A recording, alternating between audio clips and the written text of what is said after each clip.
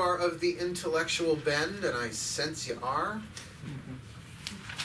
you're just loving that chart that I gave you. For the people who are watching online, they got a correspondence chart of the chakras, and this one will cover both this week and next week. You got it all in one Megillah, so to speak. But before we even start filling that in, to remember something we touched on briefly last time, that the chakras are sort of like the hardware. It's the built-in stuff.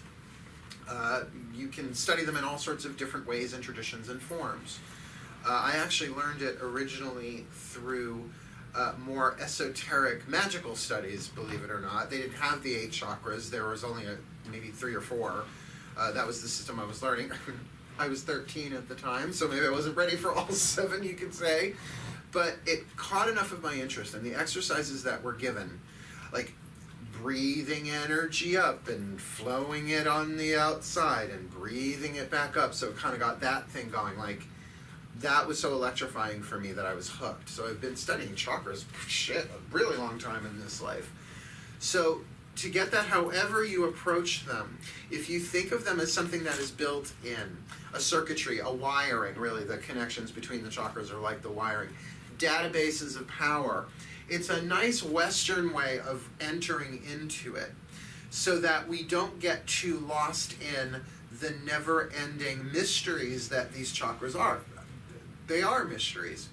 There's no instrument that the doctor can point at and find where your chakra is. Now, you could use a pendulum.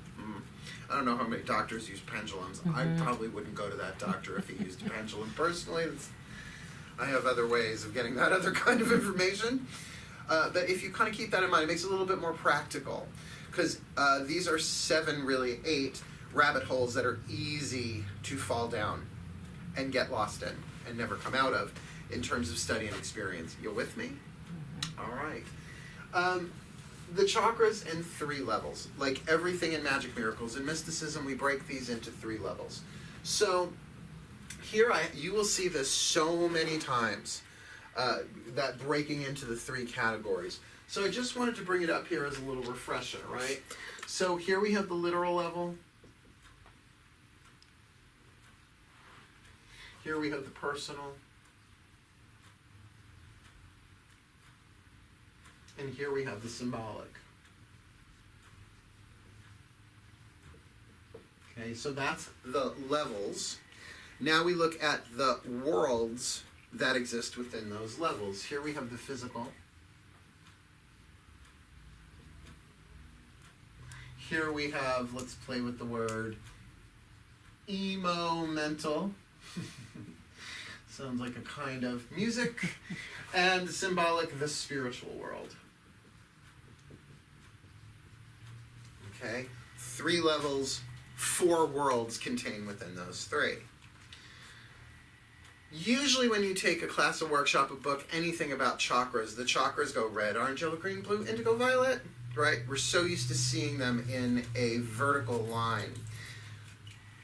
That's not how this was presented to me, and this form was originally presented to me in Anatomy of the Spirit by Carolyn Mace. Brilliant, really, that was the first book I read by her. And it did make a lot of sense to me, that the lower 3 chakras are connected to the literal physical world. There's even 3 levels of intuition that you could say the lower 3 chakras are about survival intuition. How you navigate your way through this world. They're even relational chakras, because here's your root chakra is tribal relationships, groups of people. Here's your one-on-one, your umbilical. We'll talk about that tonight too. And here's your personal power relationship with your physical self, your identity, who you are in this world. All right? The second level to me is the alchemical laboratory.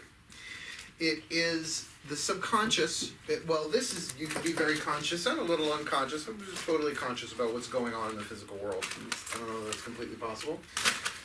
But this is the world that, as much as I'm fascinated by this one, this is the one that I spend most of my time in. when I'm not speaking, teaching, working, which I'm always working.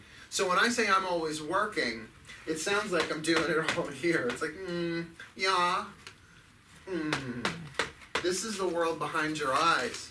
This is the heart, throat, third eye, and crown. This is the mental, emotional world. That regardless of what's going on out here, what you got going on in here, God grant me the serenity to accept the things that I cannot change, the courage to change the things I can, and the wisdom to know the difference. There you go. 3 levels of power in the serenity prayer. Unexpected. I wasn't expecting it either. There. See how good that prayer is?